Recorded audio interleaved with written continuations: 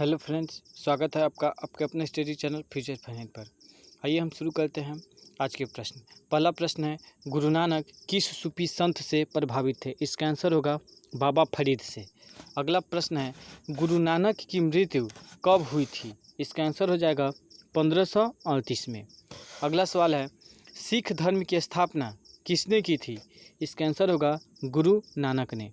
अगला सवाल है, चैतन्य स्वामी के दार्शनिक सिद्धांत को किस नाम से जाना जाता है? इसका आंसर हो जाएगा अचिंत्य भेदा भेदवाद। अगला प्रश्न है, श्री संप्रदाय के संस्थापक कौन थे? इसका आंसर होगा रामानुजाचार्य। अगला सवाल है, रामानुजाचार्य ने किस मत की स्थापना की थी? इसका आंसर होगा विशिष्टाद्वैतवाद। अगला सवाल है, सूरदास किनके शिष्य थे? इसका आंसर होगा वल्लभाचार्य के। अगला सवाल है, वल्लभाचार्य का जन्म कहाँ हुआ था? इसका आंसर होगा वाराणसी में वल्लभाचार्य का जन्म हुआ था। अगला प्रश्न है, रामचरितमानस की रचना किसने की थी? इसका आंसर होगा गोस्वामी तुलसीदास। अगला सवाल है, तुलसीदास किसके समकालीन थे? तो इसका आंसर होगा अकबर एवं राणा प्रताप। अगला सवाल है, तुलसीदास का जन्म कब हुआ था? इसका आंसर होगा 1532 में। अगला सवाल है, किनके बारे में यह कहा जाता है कि इन्होंने भगवान की मूर्ति को हठात भोजन कराया था?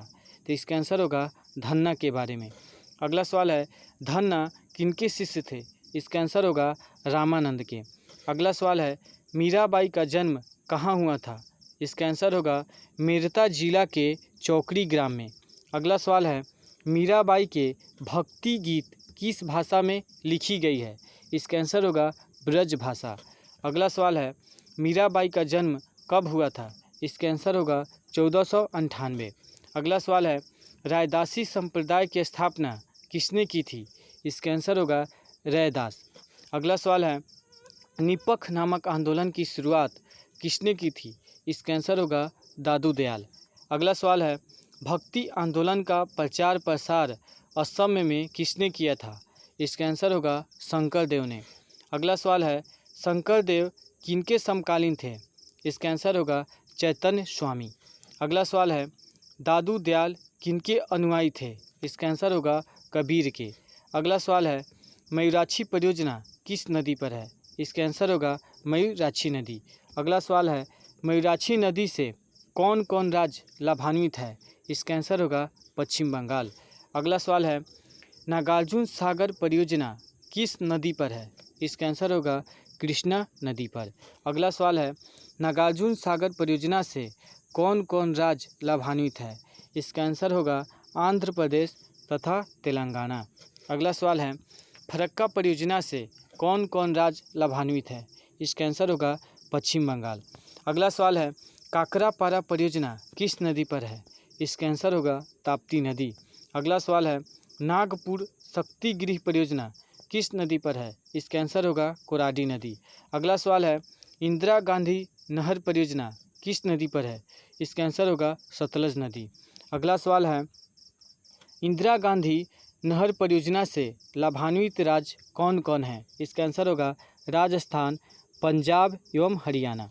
अगला सवाल है, उकाई परियोजना किस नदी पर है? इसका आंसर होगा ताप्ती नदी। अगला सवाल है, उकाई परियोजना से कौन राज्य लाभान्वित है? इसका आंसर होगा गुजरात।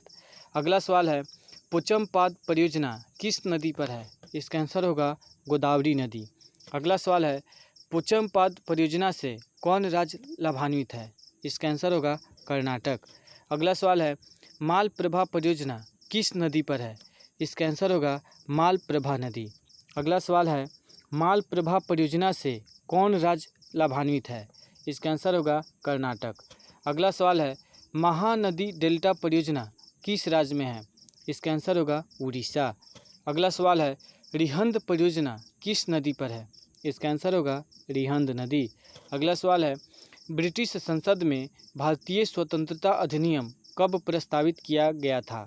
इसका आंसर होगा 4 जुलाई 1947। अगला सवाल है, भारतीय स्वतंत्रता अधिनियम में कितनी धाराएं थी? इसका आंसर होगा 20 धाराएं। अगला सवाल है, भारतीय स्वतंत्रता अधिनियम कब पारित हुआ था? इसका आंसर होगा 18 जुलाई 1947। अगला सवाल है, संविधान के निर्माण के लिए संविधान सभा का गठन कब किया गया था? इसका आंसर होगा जुलाई 1946 ईस्वी में। अगला सवाल है, संविधान सभा का गठन किस योजना की संस्तुति के आधार पर किया गया था? तो इसका आंसर होगा कैबिनेट मिशन। अगला सवाल है, कैबिनेट मिशन में कितने सदस्य थे? तो इसका आंसर होगा 3 सदस्य। अगला सवाल है, भारत के लिए संविधान सभा की रचना हेतु संविधान सभा का विचार सर्वप्रथम किसने प्रस्तुत किया था? इसका आंसर होगा स्वराज पार्टी 1924। अगला सवाल है, संविधान सभा के सदस्यों की कुल संख्या कितनी थी? इसका आंसर होगा 389। अगला सवाल है, संविधान सभा में ब्रिटिश प्रांतों के कितने प्रतिनिधि थे? इसका आंसर होगा 292। अगला सवाल है, संविधान सभा की पहली बैठक कब हुई थी? इसका आंसर होगा 9 दिसंबर 1946। अगला सवाल है, संविधान सभा की पहली बैठक कहाँ संपन्न हुई थी? इसका आंसर होगा नई दिल्ली स्थित काउंसिल चैम्बर के पुस्तकालय भवन में। अगला सवाल है, संविधान सभा के अस्थायी अध्यक्ष किसे चुना गया था? इसका आंसर होगा सच्चिदानंद सिन्हा। तो थैंक यू। यह वीडियो कैसा लगा आप हमें ज़रूर बताइएगा।